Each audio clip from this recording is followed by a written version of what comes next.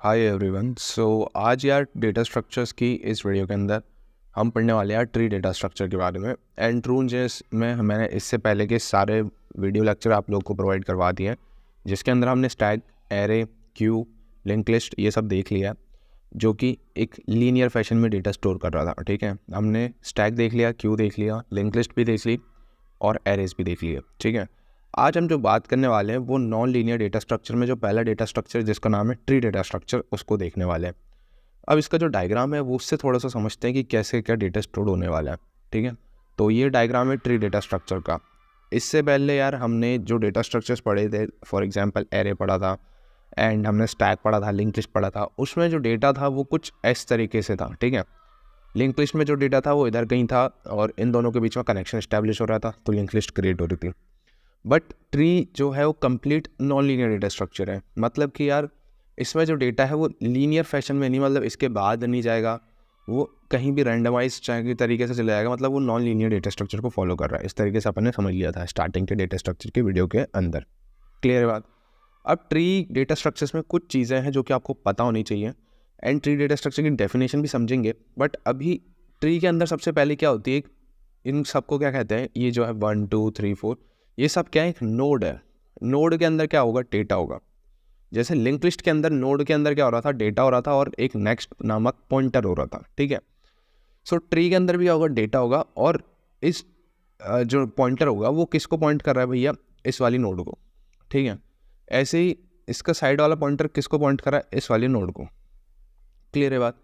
अब ऐसा हमेशा नहीं पॉसिबल है कि जो आपकी पेरेंट नोड है उसके सिर्फ 2 ही चाइल्ड हैं, ऐसा कभी नहीं होता। उसके मैक्सिमम चाइल्ड हो सकते हैं। अगर ट्री की बात करें तो इसके अंदर अपन बाइनरी ट्री अभी नहीं डिस्कस कर रहे हैं, ना बाइनरी सर्च कर रहे हैं। ठीक है, बाइनरी सर्च ट्री भी डिस्कस नहीं कर रहे और बाइनरी ट्री भी डिस्कस नहीं कर रहे। तो उसमें क्या होता है, बाइनरी ट्री में सिर्फ हर एक नोड की, एक जैसे ये नोड है, फिर ये नोड है, ये नोड है, ये नोड, तो हर नोड की सिर्फ 2 ही चाइल्ड होते हैं। But normal tree data structures में आपका ऐसा कोई लिमिटेशन नहीं रहता। ठीक है, तो किसी भी नोड के कितने भी चाइल्ड हो सकते हैं। जैसे इसका एक चाइल्ड ये, एक चाइल्ड ये, एक चाइल्ड ये, 3 होगा ना, समझ रहे हो। इसका एक सिंगल चाइल्ड है, तो कैसे भी करिए पॉसिबल है। आप यहाँ पे 5 चाइल्ड बना लो, कोई दिक्कत नहीं है, अगर आप सिर्फ ट्री को डिफाइन कर रहे हो तो। सो इसका मतलब ये है कि ट्री के अंदर आप कितने भी चाइल्ड्स को रख सकते हो। तो चाइल्ड्स को रखने के लिए आपको एक खुद डेटा स्ट्रक्चर की नीड पड़ सकती है। फॉर एग्जाम्पल एरे या फिर C++ की बात करें तो वेक्टर।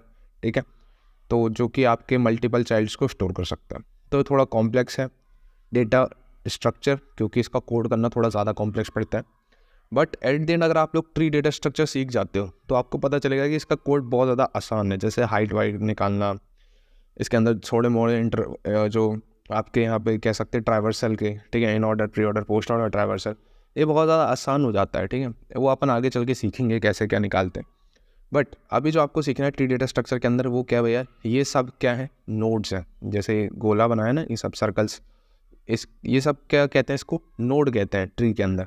ठीक है, और ये जो लास्ट जहाँ पे अब ट्री ख़त्म हो गया, सो इस नोड को क्या कहेंगे, इस नोड को कहेंगे leaf nodes. They all are leaf nodes. इनके कोई भी चाइल्ड नहीं है, इनके कोई भी चाइल्ड नहीं है। ठीक है, यहाँ पे ट्री जो है वो ट्री का एंड हो गया। ठीक है, ट्री के लेफ्ट साइड में भी नल है, राइट साइड में भी नल है। ऐसे इस नोड के भी लेफ्ट नल है, राइट नल है, लेफ्ट नल है, राइट नल है, लेफ्ट नल है, राइट नल है। ओके, आप कहोगे कि भैया 5 भी लीफ नोड है क्या, देख लो लेफ्ट नल है, राइट नल है, कह सकते हो कि नहीं, कमेंट सेक्शन में बता देना। ठीक है, मैं समझ जाऊँगा कि आप लोगों का पता चल गया कि है कि नहीं। ऑब्वियस ही बात है। ठीक है, सिंपल से टर्म्स बता रहा हूँ। क्या ये नोड आपका लीफ नोड है कि नहीं, वो मैं समझाता हूँ। देखो, लीफ नोड उसको कहेंगे जिसका लेफ्ट भी नल हो, राइट भी नल हो। क्या इसका राइट नल है, नहीं है, तो क्या लीफ नोड है, नहीं है। क्लियर है बात, क्योंकि इसका लेफ्ट तो नल है पर इसका राइट प्रेजेंट है। राइट में क्या पड़ा हुआ है, 11 पड़ा हुआ है। तो इस तरीके से अपन क्या समझते हैं भैया कि ये लीफ नोड है कि नहीं है। ओके, समझ में आ रही बात। तो these all are leaf nodes. 5 का आप लोग कमेंट सेक्शन में बताना कि लेफ्ट नल है, राइट नल है, तो क्या लीफ नोड है या नहीं है। तो मैं समझ जाऊंगा कि आपको अभी इतना जो मैंने ट्री डेटा स्ट्रक्चर पढ़ा है वो समझ में आ गया। आगे चलते हैं यार। ठीक है, अब इसकी डेफिनेशन देखते हैं। A tree is a hierarchical data structure. Hierarchical समझ गया क्या मतलब हुआ, that consist of node connected by edges. Edges क्या हो रही है, नोड तो आपने ये बता दी थी। ठीक है, अब इन 2 नोड्स को कनेक्ट करने के लिए हमें ये लिंक क्रिएट करनी पड़ेगी। And this link is called edges. ठीक है, आप इसको एज कह सकते हो क्योंकि आप जो नेक्स्ट डेटा स्ट्रक्चर पढ़ने वाले हो ग्राफ, उसको जब आप ग्राफ पढ़ोगे तो उसमें ये जो कनेक्शन इस्टेब्लिश होता है उसको एज कहते हैं। ठीक है, तो इसीलिए यहाँ पे एज बताया गया है इस डेफिनेशन के अकॉर्डिंग। क्लियर है बात। नोड को मैंने आपको समझा ही दिया, जो सर्कल में डेटा प्रेजेंट है, इस कंप्लीट चीज़ को क्या बोलेंगे, नोड कहेंगे। जैसे लिंक लिस्ट में आपको पता ही था नोड क्या होता था। ठीक है, लगभग उसी तरीके से it is a widely use data structure in computer science for organising and representing the hierarchical relationship between the element. बात समझ में आ रही। सो ट्री डेटा स्ट्रक्चर्स क्यों पढ़ रहे हैं अब आपको क्लियर हो गया होगा, है ना। अब बहुत सारे क्वेश्चन जैसे कि यार हाइट वगैरह फाइंड करना, ये सब क्वेश्चन यार बहुत ज़्यादा आसान हो जाते हैं अगर आपको रिकर्शन आता है तब। तो ट्री के जो क्वेश्चंस होते हैं ना, उनमें मैक्सिमम टाइम पे रिकर्शन या बहुत ज़्यादा टाइम पे रिकर्शन यूज़ होता है। ये मैं आपको आगे चल के बताऊंगा कुछ एक्स्ट्रा चीज़ें। जैसे हाइट वगैरह फाइंड करनी है तो आप पूरे लेफ्ट साइड का हाइट निकाल लो, आप पूरी राइट साइड का हाइट निकाल लो और +1 कर दो बिकॉज ऑफ दिस नोड। ठीक है, रूट नोड है ना, आपने यहाँ की पूरी हाइट निकाल ली, इस साइड की पूरी हाइट निकाल ली, इन दोनों में देख लिया कौन सी मैक्सिमम हाइट है, लेफ्ट साइड वाली या राइट साइड वाली। ठीक है, और उसमें +1 कर दिया बिकॉज ऑफ रूट नोड, तो इससे आपकी हाइट निकल जाएगी पूरे ट्री की। क्लियर है बात। इस तरीके से कुछ कोड होते हैं वो ट्री की हाइट वाइट निकालने के, ये सब रिकर्शन बेस्ड होते हैं। ठीक है, अब रिकर्शन क्या होता है ये सबको पता होगा, नहीं पता है तो भैया डेटा स्ट्रक्चर्स पढ़ रहे हो, रिकर्शन नहीं पता तो क्या पता है। ये कोर कॉन्सेप्ट है, सिंपल कॉन्सेप्ट है। ठीक है, आगे चलते हैं, समझ गए डेफिनेशन। अब ट्री के अंदर थोड़ा एक्स्ट्रा में, थोड़ा डीप में चलते हैं। अपने को उतनी सिंपल ट्री नहीं समझनी। ये ट्री वाली जो चीज़ मैंने आपको स्टार्टिंग में ही बता दी होगी, डेटा स्ट्रक्चर जब मैं स्टार्टिंग में इंट्रोडक्शन दे रहा था उसी टाइम पे मैंने आपको इतना पार्ट तो बता ही दिया था, पर अपने को अब थोड़ा अंदर से सीखना है यार ट्री डेटा स्ट्रक्चर्स। ठीक है, इसके बारे में पता होना चाहिए, अगर क्वेश्चन पूछ रहा है तो अच्छी तरीके से एक्सप्लेन करना आना चाहिए।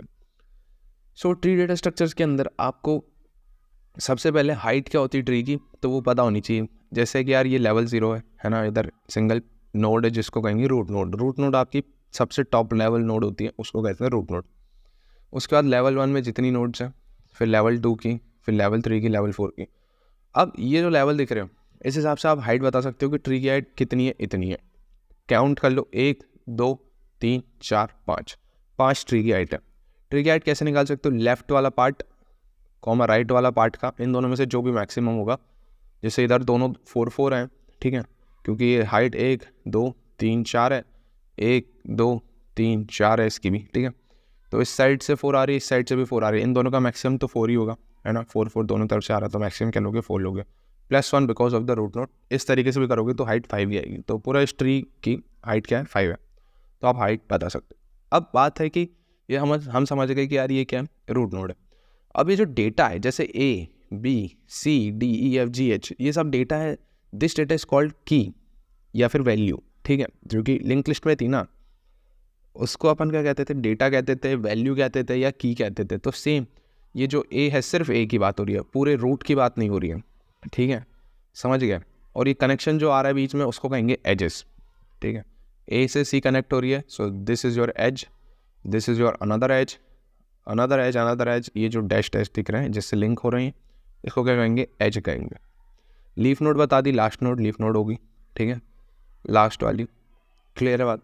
अब एक चीज़ आपको मैं बता दूं, इसमें चलता है पेरेंट चाइल्ड रिलेशनशिप। पेरेंट का मतलब क्या है, जैसे अगर ए की बात करी जाए तो ए है पेरेंट नोड, रूट नोड तो है ही क्योंकि स्टार्ट मतलब यहीं से शुरू हो रहा है।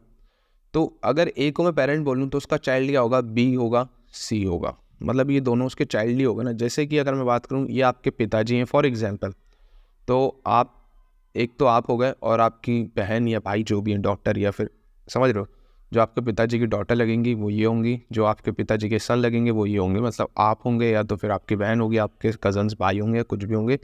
तो ये पेरेंट हैं, तो ये चाइल्ड रिलेशनशिप एक्सप्लेन करता है इस तरीके से। ठीक है, ऐसे ये अगर पेरेंट है तो ये एक चाइल्ड होगा, ये चाइल्ड होगा, और इन दोनों चाइल्ड में आपस में कैसा रिलेशन है, सिबलिंग्स का।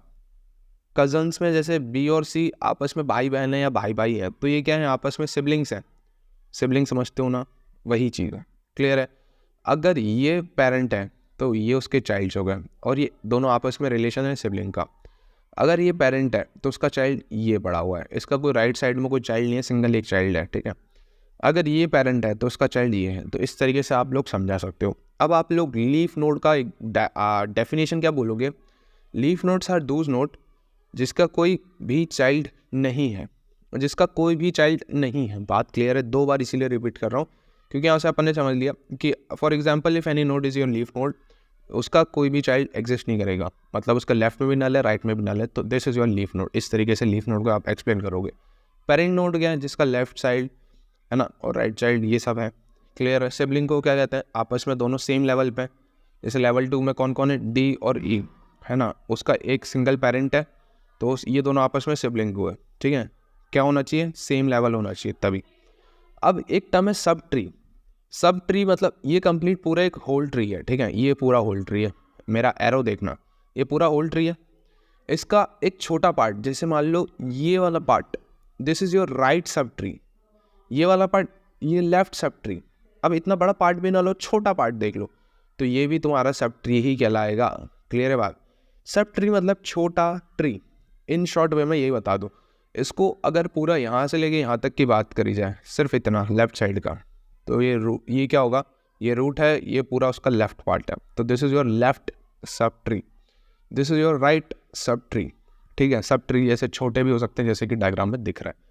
सो मेरे ख्याल से आपको ये टर्मिनोलॉजी समझ में आ गई होंगी ट्री डेटा स्ट्रक्चर की। अब एक एक करके डेफिनेशन देख लेते हैं। नोड क्या होती है मैंने आपको बता दी, जैसे लिंक लिस्ट के अंदर नोड थी डेटा और नेक्स्ट पॉइंटर, वैसे ट्री के अंदर भी क्या होंगी, नोड्स होंगी जो कि डेटा कंटेन करेंगी, और हो सकता है एक भी चाइल्ड ना हो, 0 और मोर चाइल्ड। ठीक है, 0 चाइल्ड का मतलब क्या है, जैसे दिस इज योर नोड जिसका कोई भी चाइल्ड नहीं है, तो इसका चाइल्ड क्या हो गया, 0 हो गया, लेफ्ट नल है, राइट भी नल है। सेम फॉर दिस नोड, इसका भी कोई चाइल्ड नहीं है, इसका भी कोई चाइल्ड नहीं है, एंड दिस इज ऑल। ठीक है, ये सारी नोड्स हैं जिनका कोई चाइल्ड नहीं है, तो this all nodes are called leaf nodes.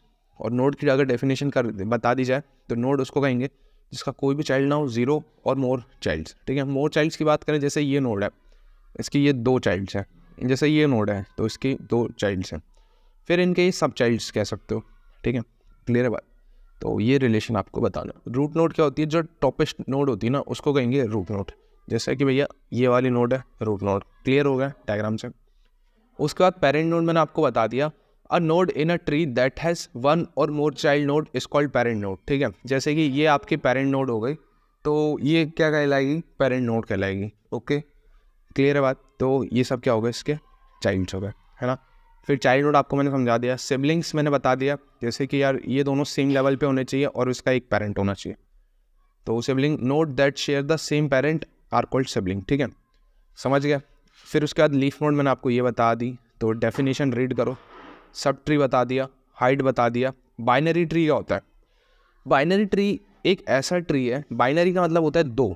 ठीक है, बाइनरी, बाय मतलब होता है 2। ठीक है, बाइनरी का मतलब क्या हो गया, जिसमें 2 चाइल्ड्स होंगे मैक्सिमम, एट मोस्ट क्या होंगे, 2 चाइल्ड्स होंगे।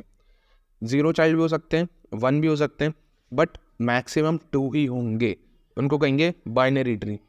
क्या ये ट्री बाइनरी है, चेक कर लेते हैं।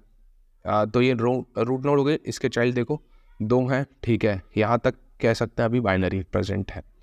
इसको देखें, ये भी 2 हैं, इधर 1 है, हो सकता है 1, 0 भी हो सकता है, कोई दिक्कत नहीं है। फिर इधर देखें तो ये मैक्सिमम 2 हैं, कोई दिक्कत नहीं। इधर देखें 0 है, 0 है। इसको देखें 1 है, इसको देखें तो ये 2 है। ठीक है, इस वाले पार्ट को देख के कह सकते हैं कि यार बाइनरी ट्री को फॉलो कर रहा है। इस वाले पार्ट को देखते हैं तो ये मैक्सिमम 2 है, बिल्कुल ठीक है, 1 है, यहाँ 0, कोई दिक्कत नहीं है।